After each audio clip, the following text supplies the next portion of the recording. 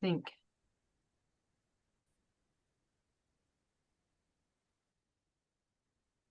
Good morning, everybody. Thank you for joining us in this, what I like to call a conversation. We'll have some opportunity for questions at the end. So hopefully we can go over a number of things. We've got a lot of ground to cover, but feel free to think up some questions and we'll get to those at the end. See. Tim, I Trying to wonder, get my could you make your slides. slides bigger? I'm sorry. Okay. Um, yeah, I'm thinking you're seeing the wrong screen. Let me stop this share real quick Okay. and try it again. Um,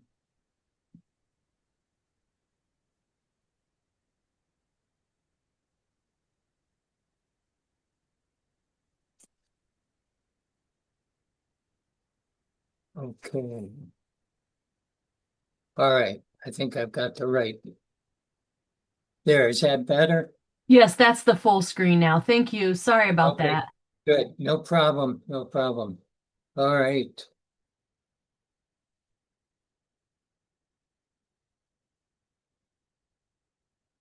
Okay.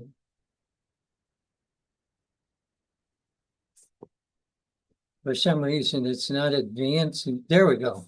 Okay. Um, my name's Tim Offenstein. I've worked for a number of years at the U of I, working in the technology department, technology services. And I retired actually back in 2020, but I decided to come back. So in November of 2024, I came back on as an academic hourly, again, working for technology services. And I do reviews. I'm an accessibility specialist, and I help them review websites and software packages and so forth. So that's what I'm currently doing. But I've also done evaluations for the Champaign County Mental Health Board and given various presentations here and there. So it enables me to keep busy, and I enjoy it a lot. Now, to set the stage a little bit, first of all, web accessibility is allowing people with disabilities to be able to perceive, understand, navigate, interact, and contribute to the web. Or, in other words, do everything that anyone else in the audience would do. So that interaction component is an important part of what we should be able to do on the web. Now, the law has changed a little bit, but now they want you to provide what we call equivalent access for all audiences. Now, in the past, it used to be that when you had a website, you would occasionally see a button or a link that said, go here for an accessible page.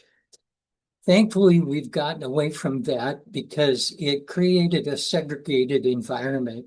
And unfortunately, and ironically, oftentimes disabled folks hated that approach because oftentimes they would look at those websites as being out of date, or in some cases they were inaccessible themselves. So we want equivalent access, and what that means essentially is that the digital asset, be it a website or a PDF document, is born accessible. In other words, it's accessible from the beginning. Accessibility is a part of the design, and it creates that equivalent access. Now, in what's prompted a lot of this or motivated a lot of this at the moment is that the Department of Justice has upgraded the ADA Title II so that it now points to what we call the Web Content Accessibility Guidelines, or WCAG. they've locked it into that set of standards. And they say that all your digital assets must meet the WCAG standards. This is a little bit different than in the past when they used Section 508. We'll talk about that a little bit, but that was kind of their de facto standard. Well, 508 came out and it got outdated and didn't keep up with the code and so forth. But now they're locking us into the Web Content Accessibility Guidelines, which means that the Office of Civil Rights and other people are more likely to be able to sue you if you don't meet those standards. So that's a lot of what has prompted this and created this need to make sure you're dealing with accessibility from the get-go, and all audiences, including disabled audiences, will be able to navigate through your webpage. We'll go over some quick, easy ways to double check your pages. And the first thing you start with is your index finger and the keyboard. So in order to do this, you have to set the mouse aside. It's real easy to grab that mouse and get it to do what you want. But now we're locked into what the keyboard user has to do. So the first thing is refresh your page so you're starting from the beginning, and then using your index finger, go to the tab key and start pressing tab to see where it takes you in the page. The first thing you'll notice is what we call visual focus. And that means that when an element on your page is like a link or a form input or something like that, when it receives focus, you should see it. It should change or shift or tell you, okay, this is where your focus is at the moment as you're tabbing through the page. That's critical for keyboard users because they can't tell where they're at on the page if it doesn't have visual focus. This is what we call a showstopper. In other words, they can't go anywhere beyond that. They're dead in the water. And for a blind person, if they click on a link and it doesn't explain itself, that really stops them. For the keyboard user, and they don't have that visual focus, that stops them dead in their tracks and they can't proceed. So this is why it's very critical. And using your index finger, you'll tell immediately where you're at on the page with visual focus. The next thing is focus order. As you tab through the page, does it go from left to right, top to bottom? And that's the logical expected progression as you tab through the page. Coders can change that so that it moves to other areas or elements that are not typically focusable, like a header tag, will gain focus. So you got to watch out for that. It must be logical so that, again, the keyboard user knows where they're going as they move through the page. Also with the tab key, can you interact with the page? Can you fill out a form? Does it make logical sense as you move through the page? Few other keyboard components. Shift tab will move you backwards in the tabbing order. That's really helpful. Sometimes you get ahead of yourself and you want to move back. And then the escape key will help you get out of like a drop-down menu that you're tabbing through and there's no exit. The escape key should take you out of that. Spacebar allows you to activate things like a checkbox or activate the page sometimes, depending on the browser. And then the return enter keys is very important, that like when you come to a submit button and you hit return enter, it should submit that item. So those are a few of the components of being able to move around. Some other areas to look at for accessibility are links. Oftentimes, we will make something a link that if it's read by itself outside of its context, it doesn't make sense. Read more, click here are excellent examples. So it's a good idea as you're examining your page to say the link out loud as you come to it, or just look at the link, say it out loud. If it makes sense, then okay, that's what's going to be conveyed to the screen reader user as they're going through the page. So make sure those links make sense. One example is when they use a URL, a website location, as the link. Sometimes that's okay, but oftentimes a URL is what we call computer speak. It's understood by the computer, but it may not be understood by a human who's hearing it announced through their screen reading software. So don't use URLs as link text. Another little point is avoid making the link create a new browser window. Sometimes this is acceptable and it may be necessary.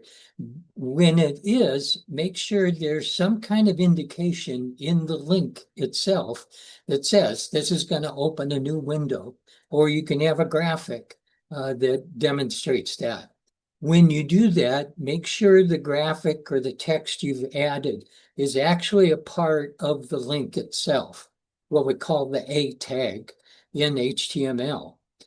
Because otherwise, screen reading software will hit the link and they won't hit that graphic that you've added unless it's a part of the link.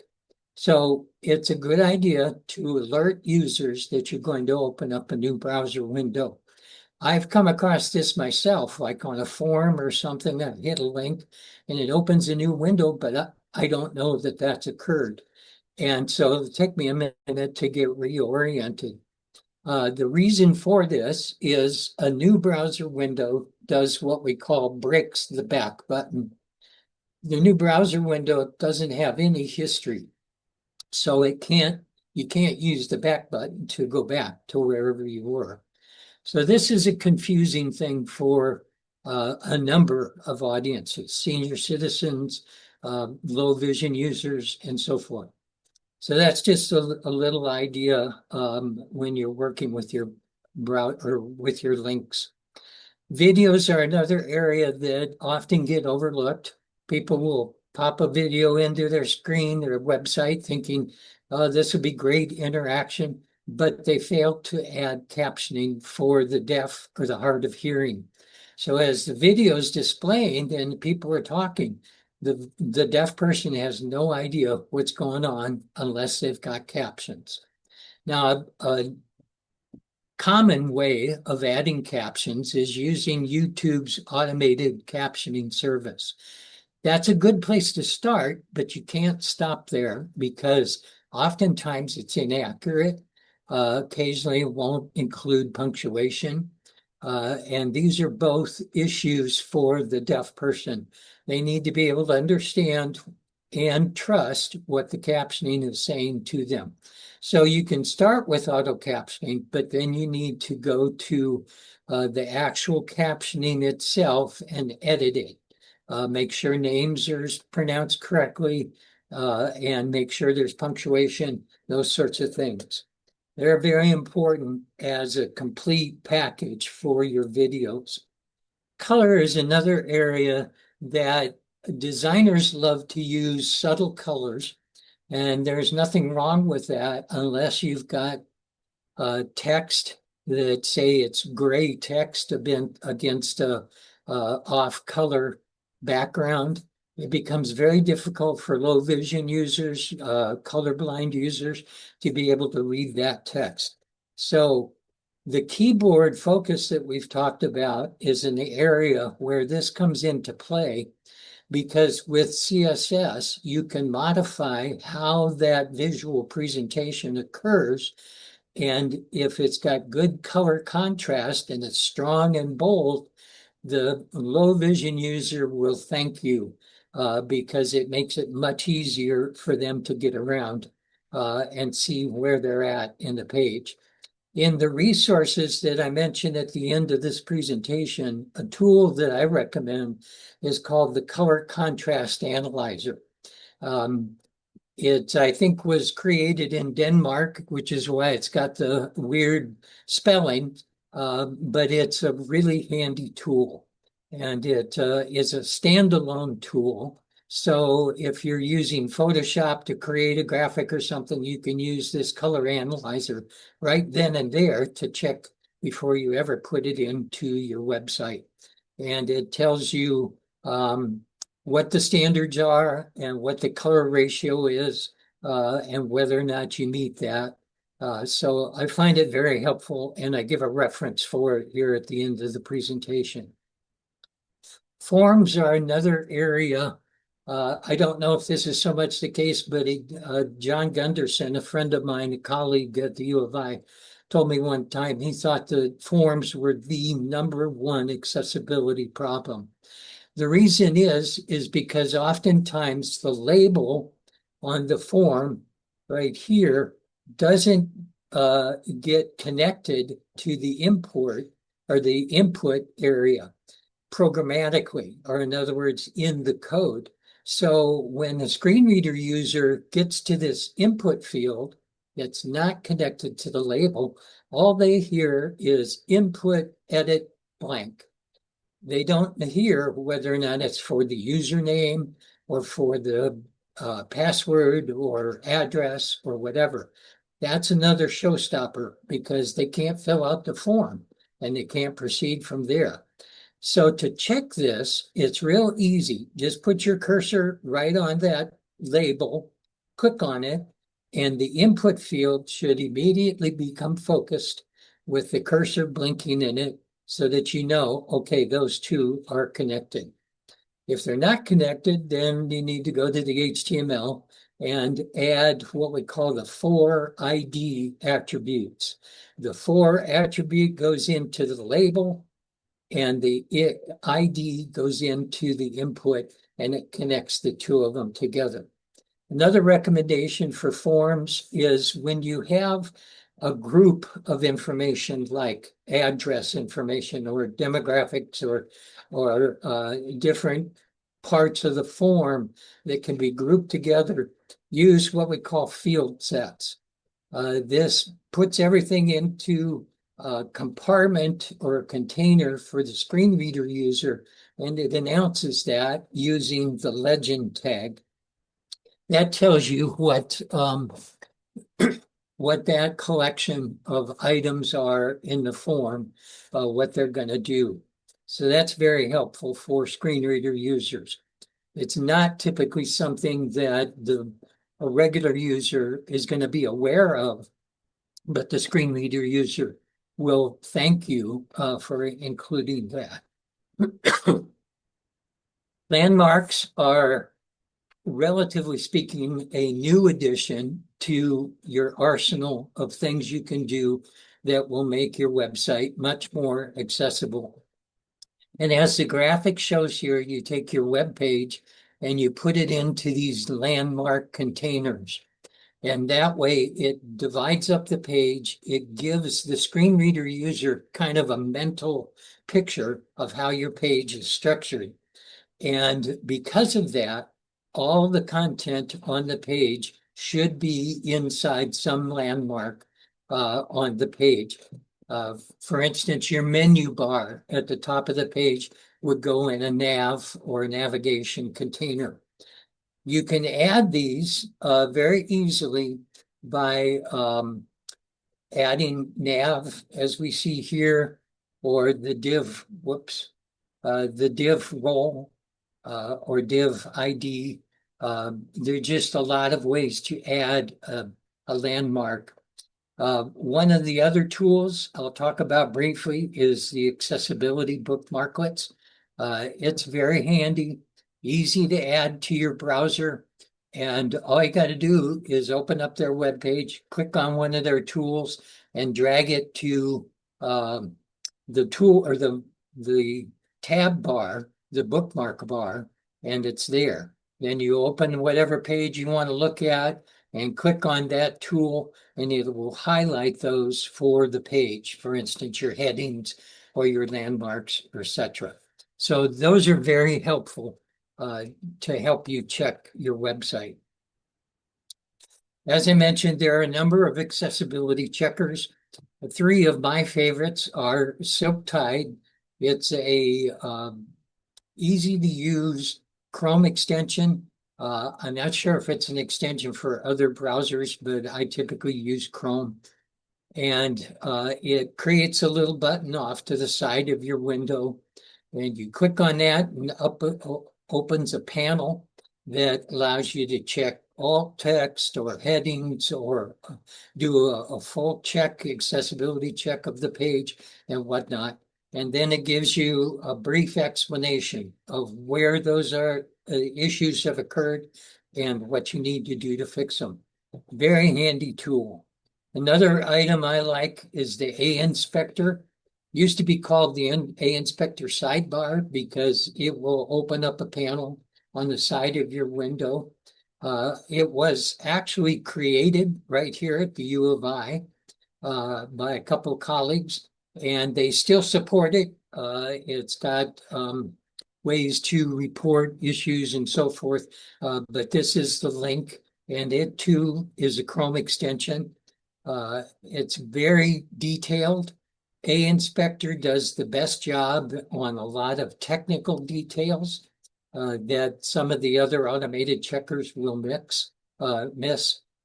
So it's a good tool. It's probably my primary tool that I use. The Andy toolbar opens up a panel across the top of the page. It was actually created by the Social Security Administration. I have no idea what the connection there is, but it's connected now to WCAG. Does a good job of creating highlights over your web page. For instance, the tab order, it will show you with an overlay of where the tab order is on your page. Makes it handy for checking those sorts of things. The nice thing about all three of these checkers is they will automatically examine your page. When you pull up a page, they examine it. Some of the automated checkers require that when you pull up a new page, you have to run the checker again. Nothing wrong with that. It just slows you down a little bit. So these guys do it automatically. Manual checking is still required, and that's because the automated checkers are looking at things that the computer can understand. There are other things like your link text. The automated checker can't always determine whether or not that's logical link text, your alt text. They can't tell if you've used good text and so forth. So a manual check is required.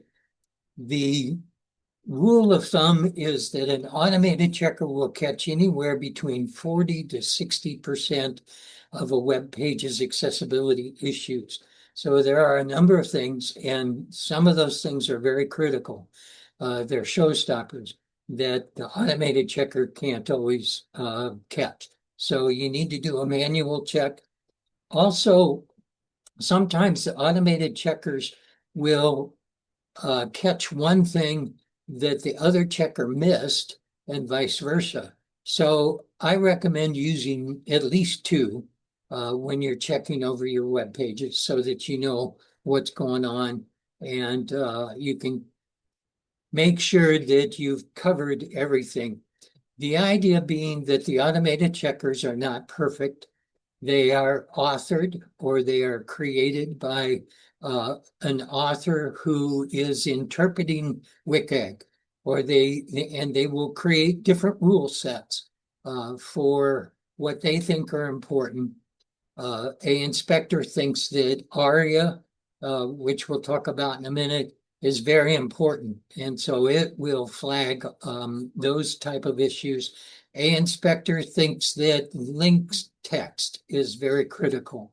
And so it will flag links that use the same link text, but point to different locations. A-Inspector won't see those at all. So it's a good idea to use at least two tools, and examine various things.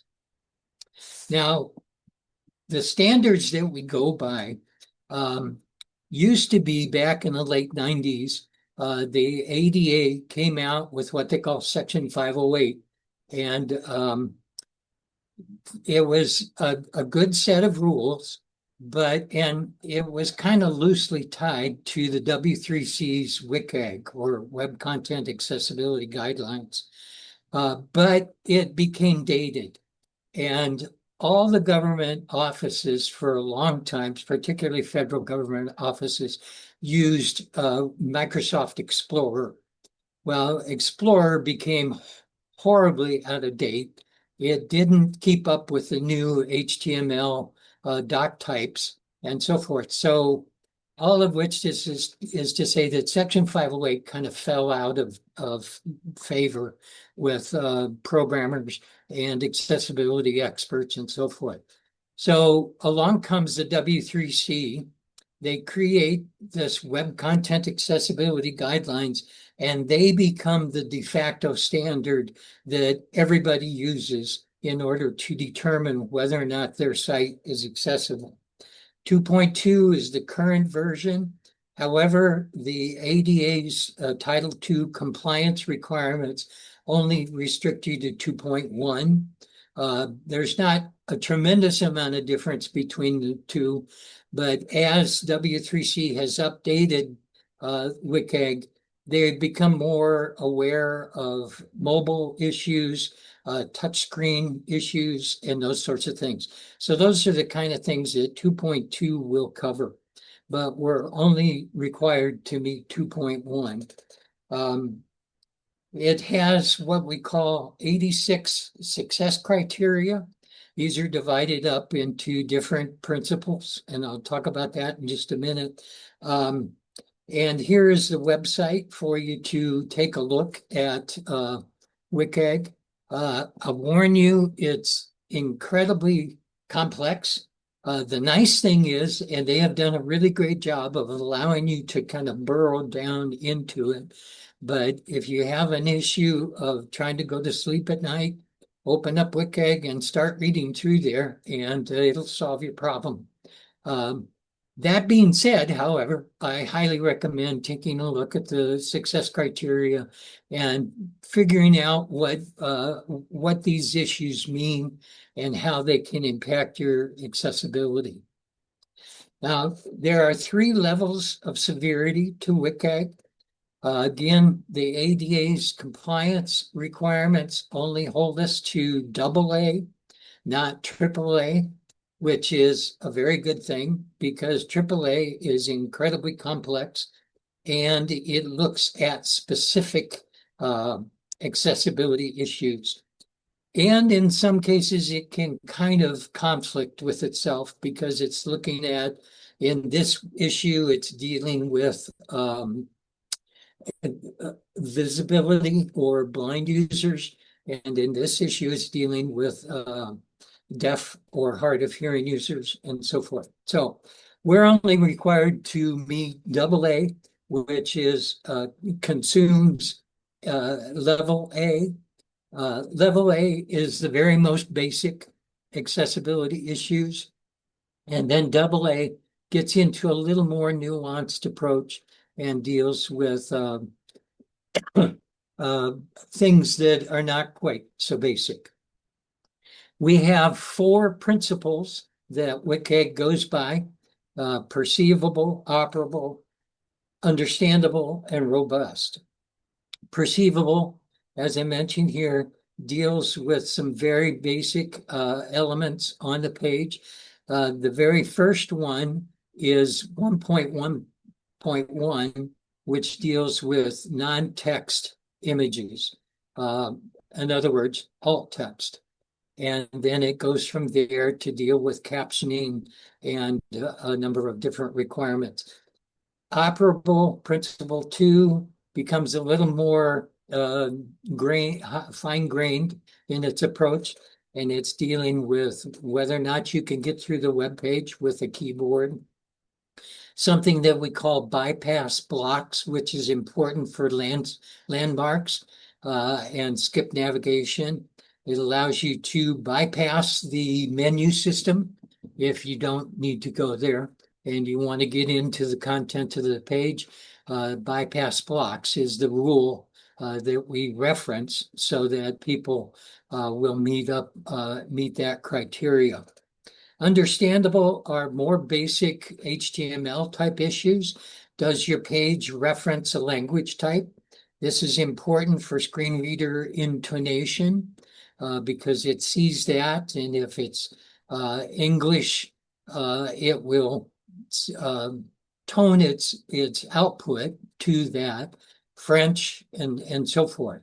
So a language type is an important part of making the website and the page understandable. Error alerts are another important component, whether or not they announce the error correctly. Can you tie the error to where it occurred? Can you see it or can you hear it, and so forth? So those are the understandable principle.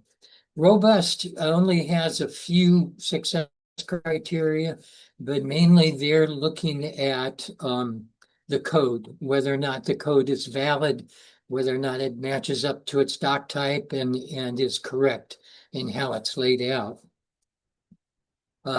That's one area that's actually changed a little bit. They used to look very strictly at the HTML, but then HTML5 came out, and ironically, HTML5 relaxed a lot of the requirements of HTML4, transitional and strict and whatnot. And so a lot of these requirements went away in terms of making sure you have a code compliant website. And so the W3C came back and actually said success criteria 4.1.1 no longer applies because it looks at the HTML very strictly. And so we had 87 success criteria. Now we've got 86, which is more detailed than you need. But it's important to remember that HTML and your website are broken into three components: content, styling, and then scripting or JavaScript, which is typically the only kind of scripting you can do. The content section is your straight HTML. It's important that HTML honor the semantic meaning of things like a header tag, paragraph tag, a block quote, or whatever. These are components that a screen reader user will look for. And screen reader users can pull up a list of links or a list of paragraphs, and that helps them be able to navigate the page. But the idea is that all your content goes into this HTML container so that whether or not you've got styling or scripting doesn't matter because you've still got the basic content of the page. Actually, I looked at a web page the other day where the header was malformed, and when the page went to display on the screen, all the styling was gone. But I still got all the content of the page. Now, styling, CSS, or Cascade Style Sheets, is something along with scripting that you can attach externally to your HTML. That's typically done with CSS. They reference a separate style sheet. It makes coding and working on that style sheet a little easier, in my opinion. Styling or scripting is not always done that way. A lot of times scripting is embedded into the HTML, and that's okay. It makes the scripts fly a little faster. But the important thing is that if there's a problem, you don't want to lose your HTML. That's your content. There can be a problem with CSS. There can be a problem with scripting. But as long as you've got your content, you're going to be able to convey the information over to your users as they go. And this graphic here shows Some of those components, here's your doc type. This is doc type HTML5. And then here's your link to a style sheet. It's referencing an external style sheet. And then here would be your scripting. And it's embedded in the page. It can be in the head of the HTML document, or sometimes it's down at the bottom of the HTML body. But that gives you an idea of what it looks like in the HTML. The other best practices that we'll talk about briefly here are: be sure all your content is utilizing HTML semantic markup. Like I said, the H tags, paragraph tags, and so forth. What happens oftentimes is a coder will put the content into a div. They will mark up paragraphs or titles with a strong tag instead of an H tag. And so you lose an opportunity to convey the meaning to screen reader users. Header tags are important that they be used in a hierarchical sequence, H1, H2, H3, as opposed to H1, H4, H2. You're bouncing all over the place. What happens is a screen reader user will pull up a list of those headers because that's how they navigate the page. And if they go to H1, okay, and then they go to H2, okay, but then the next one's H4, their immediate question is, did I miss the H3? I'm not sure what's going on here. So it's important that those be used in hierarchical order. You don't want to skip over a header tag. Header tags, the H1 tag is the most important header tag. A page cannot have headers except it should have an H1. The H1 serves two purposes. The first purpose is it tells you who owns this website. That's very important for the screen reader user or the blind user because they want to know, okay, what page am I on? The second purpose is the H1 tag tells you what the title of the whole page is. Now, I've been seeing a process or a practice where the designer is using an H1 tag as promotional text. It'll say, grow with us, or we'll take care of you, or we're great, and whatnot. That does nothing in terms of telling you what page you're on. And so I always recommend that you can use up to 2 H1 tags. The first one should tell you who owns the site, and the second one needs to be a descriptive title of what the whole page is about. And that's what the H1 tag is reserved for. It shouldn't be used for promotional text or any other title or anything else like that on the page. The H2 through H6, that's what's for your section titles, used in order. And that way it helps the user understand how is this page structured. Another best practice is to always use unordered or ordered lists on your page for things like addresses or definitely menus, those kinds of things, because what they are a group of information. And if it's in an unordered list, that tells the screen reader user, unordered list, 5 items, and it groups everything together. Makes it very easy for them to understand how the page is structured. Skip navigation is another component that really makes a difference for keyboard users.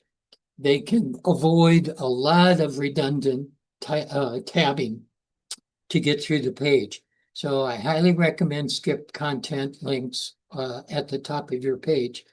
The U of I, if you go back to their page, I think there's a reference to a skip.js or a skip to JavaScript that is free to copy over into your script or into your navigation for SkipNav, and it will do what's being done on this graphic here.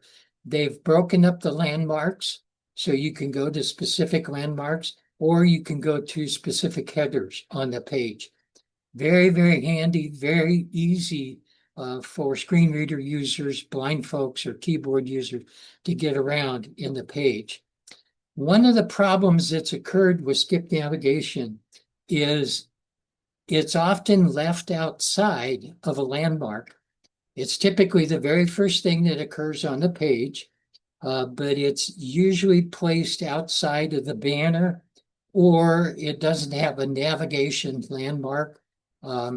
Either of those two are a good way to include it in the page content.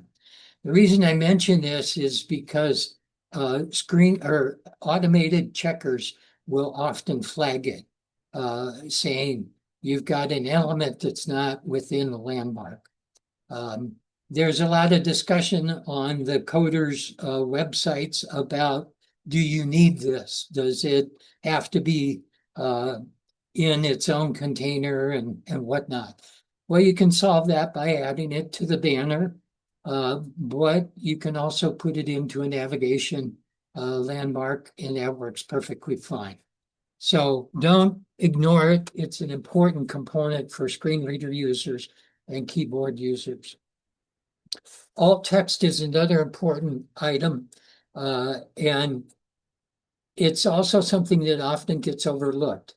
The way to think of alt text is like if you're talking to somebody on the phone and you're describing an image to them, and you're not using FaceTime. So they can't see the image, but you want to give them a good mental picture of what it is.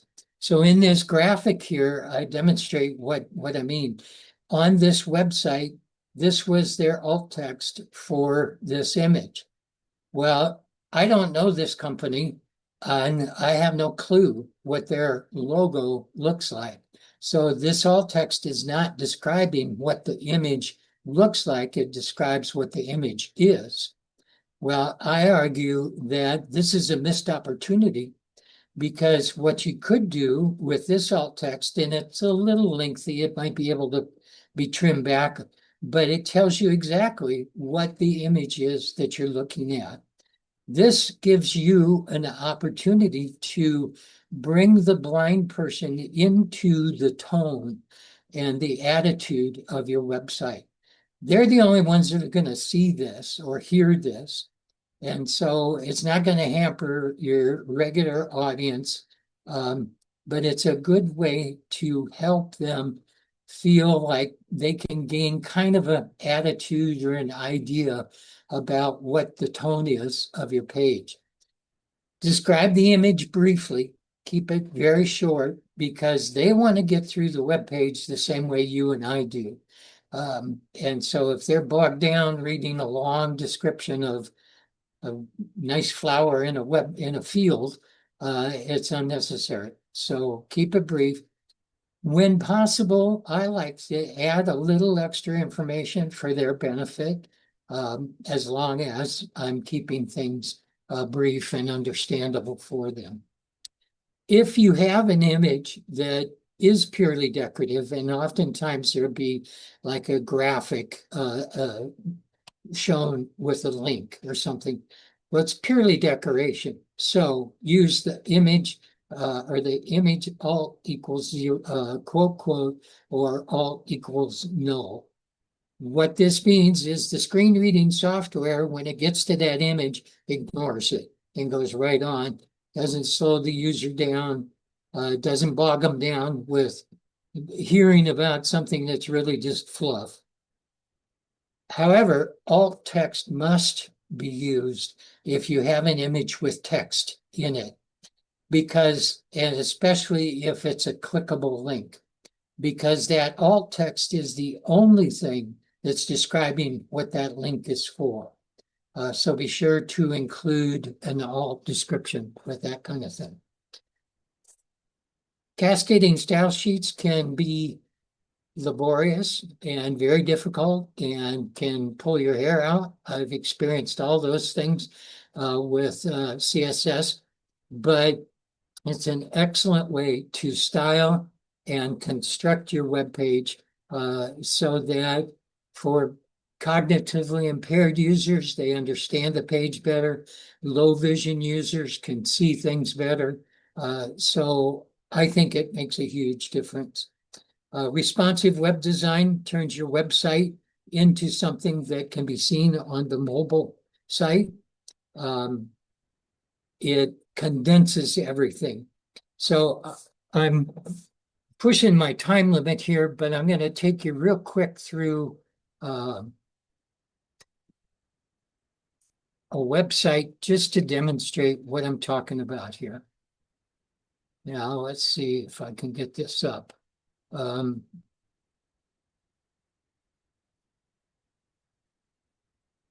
Okay, can everybody, you should be able to see this. This is the U of I website, and And we can it's only see a white screen. you only see a white screen. Okay, Yes. hang on. I've got to change the screen sharing. Give me a sec here.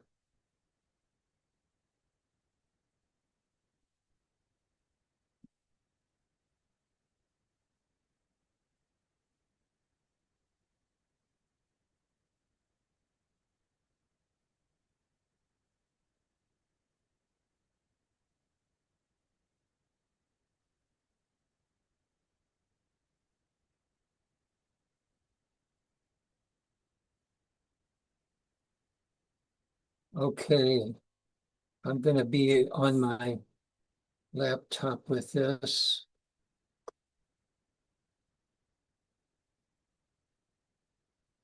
Okay, can you see the U of I site? Yes. Okay, good. Just briefly, I'm using the tab key and I can't get it. Okay, let's see.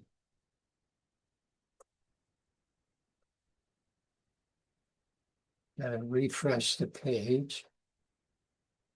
Okay, so now we see at the top visual focus for this. That's great focus. And then as I hit the tab key, it moves over so I can see where it's going. If this is, like I said, keyboard focus. If I come out here and I go back with the mouse, you can see this is mouse focus, which is very applicable because typically the only person that's using a mouse is sighted, but the only person using the visual focus will be a low vision user, so they can get through that. So we move through the page pretty quickly. This takes us through the menu bar. That's great. I can see where I'm at as it shows focus. And let me see if I can grab the side of the page.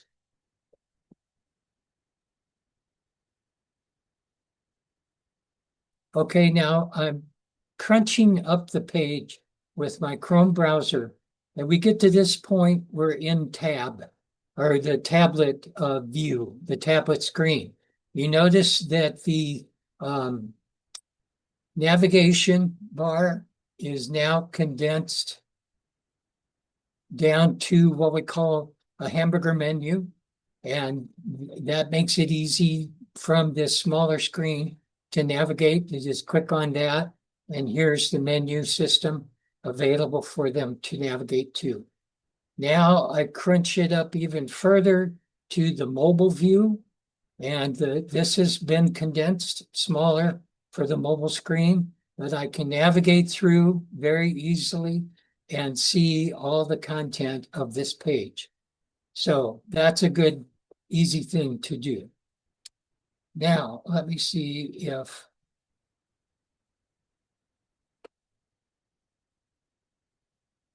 now can you see?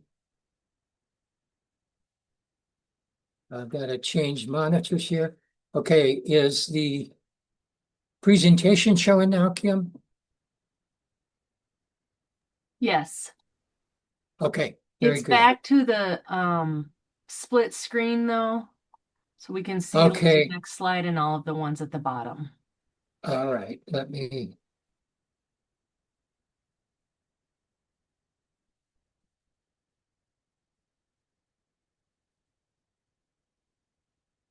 stop that share and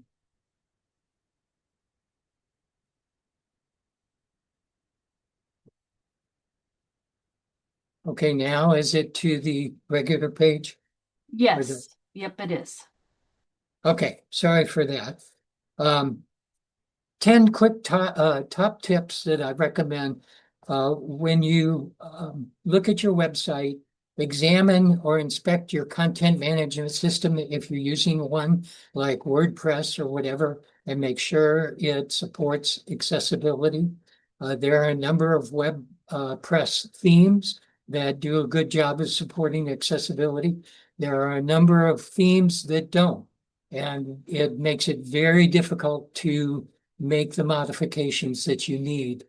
So double check that. I like to recommend you use an outline approach for your, whoops, hang on.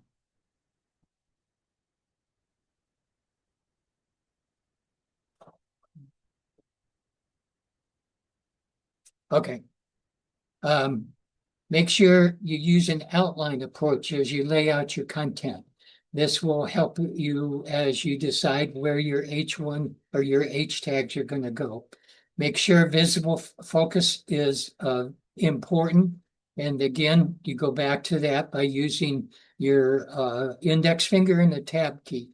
Make sure your images have effective alt text, or if it's decorative, make sure it has a null alt text. Pay attention to your link text as I recommended. Read them out loud, and that will help you understand what's going on. Make sure your color contrast is adequate. On a PC, it's recommended that you switch it over to high contrast, and that will tell you whether or not those text elements or whatever are going to show up. Tables are only used for data, table data. There are older web pages out there that may have a table layout. Uh, this is a no-no because screen reader users get very confused as they're navigating through something like that. So be sure to add role equals presentation. Um, this will make it clear to the screen reading software that this is a layout table, and so they ignore the table markup and they just announce the content. Make sure you have a definitive title tag. This is in the HTML. The title tag is the very first thing that's announced when someone encounters your web page, and it should agree with the H1. And then make sure your captions are effectively captioned and they're accurate. Here's some resources for you. I can share this with Kim. It's the presentation is also recorded, so you can come back to these. But this is a bookmarklets bar. And then these are the A-Inspector or the automated tools I recommend. And here's the color analyzer. I apologize, I've pushed this a little long, but I want to open it up for any questions that you guys might have. And hopefully we can address those. And I will stop sharing my screen now.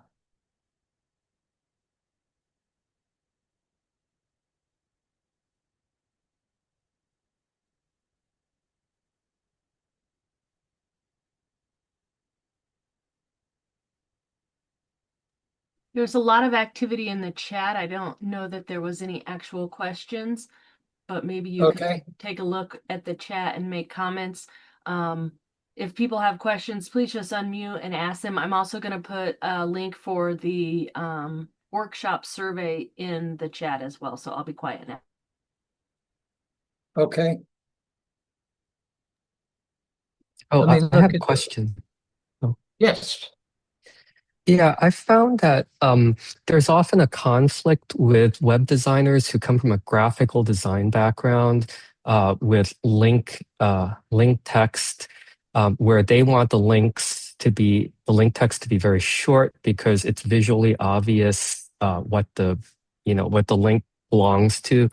But I also need screen reader users to be able to see fully descriptive links. So I found that using the ARIA label attribute for Yeah. A tags helps Yes. a lot. Yeah, but I don't think most people know about it. So just wanted a shout out for that. That's an excellent observation, Frank. Can you share with us just briefly how you would describe adding an ARIA hyphen label to the link text? Oh, okay. Let me see. So the website that I'm responsible for right now, as a volunteer, is the sermon archives for my church. So let me drop that in the chat. Uh,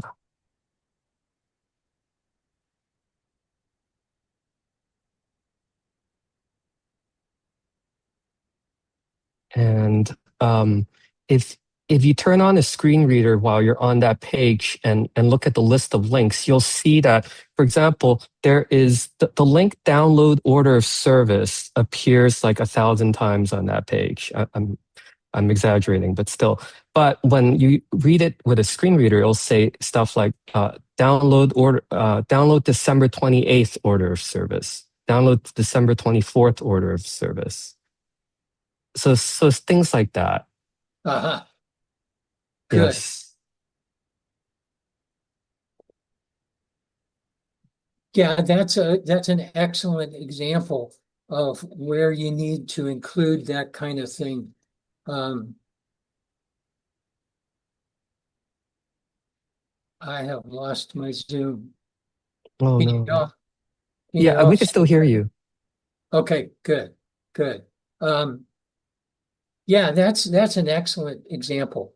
Um, because a lot of times people like to have news articles and they don't want to give the full article on the web page. So instead they have a link that says read more. But if you add an ARIA, and this goes in your A tag, the Mhm. link tag, and it's just ARIA, ARIA hyphen label equals, and then in quotes, whatever you want the additional explanation to be. Yes. Regular visual users will not see this, but the screen reader user, it's announced to them, and it's actually a part of the whole link. And so it's not confusing to them, and it makes it much more understandable for them. So that's a great observation. Thanks for sharing that. I Sure also thing. appreciate your comment in the chart about double checking with magnification, screen magnification. Um, I don't do that near enough, but there is a success criteria in WCAG called reflow text, Mm. and it speaks directly to whether or not someone should be able to magnify the text and still be able to read it without having to do horizontal scrolling. So this is something that's important to WCAG and will be counted as a violation if it's not taken care of. Mm. Okay. No, that's good to know. Yeah, and thanks for sharing that, Frank. Yeah. The problem is I still see many sites break under magnification, and I'm just super Yeah, annoyed at that. yeah.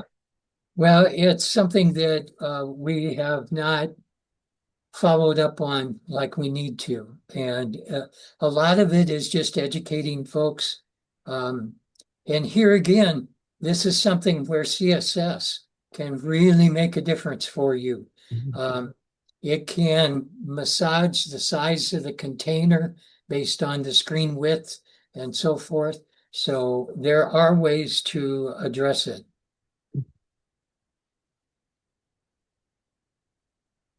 Any other comments or questions?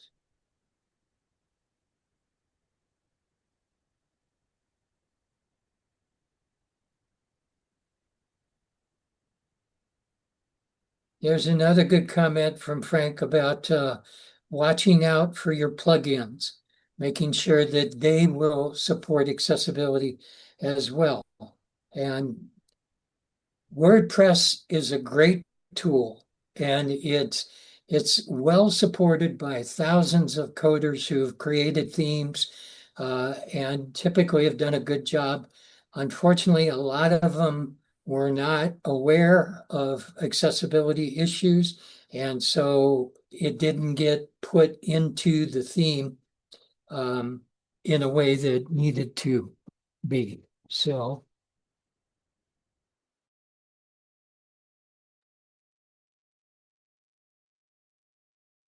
Okay, good comment.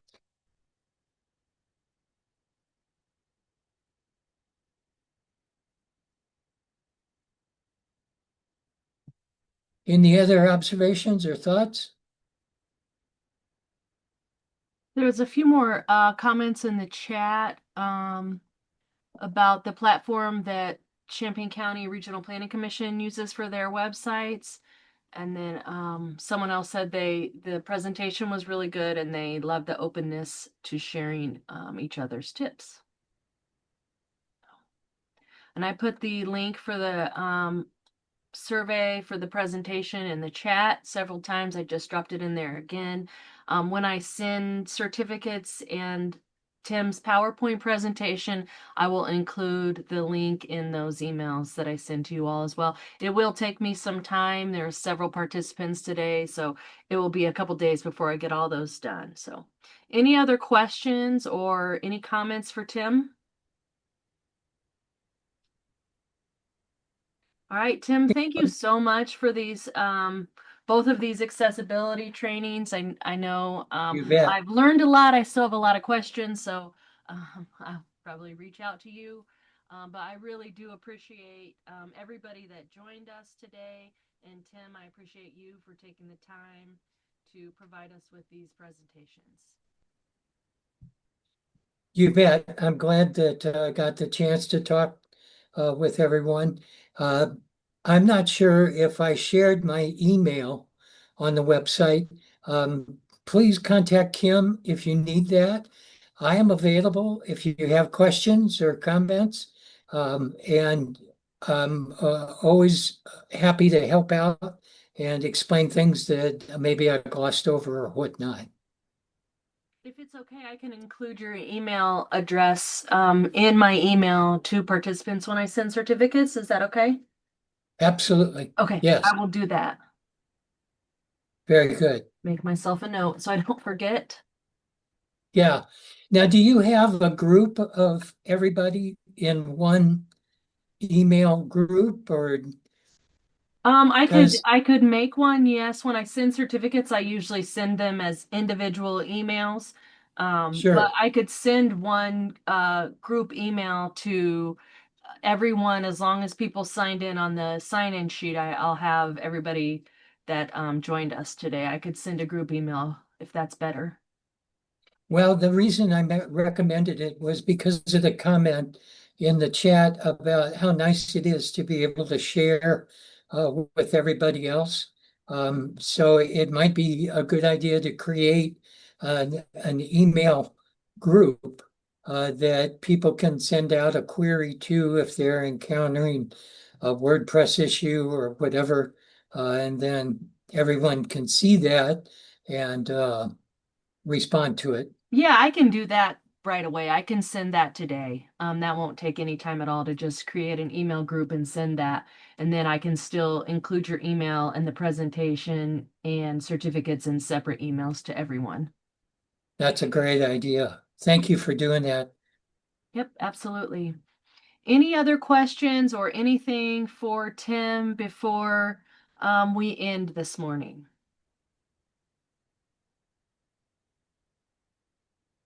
Okay. Thank you all so much for joining us. Again, Tim, thank you. Yeah. Um, I'll get that email group going and get it started right away. Thanks a lot, Kim. Yep. Thank you, everyone.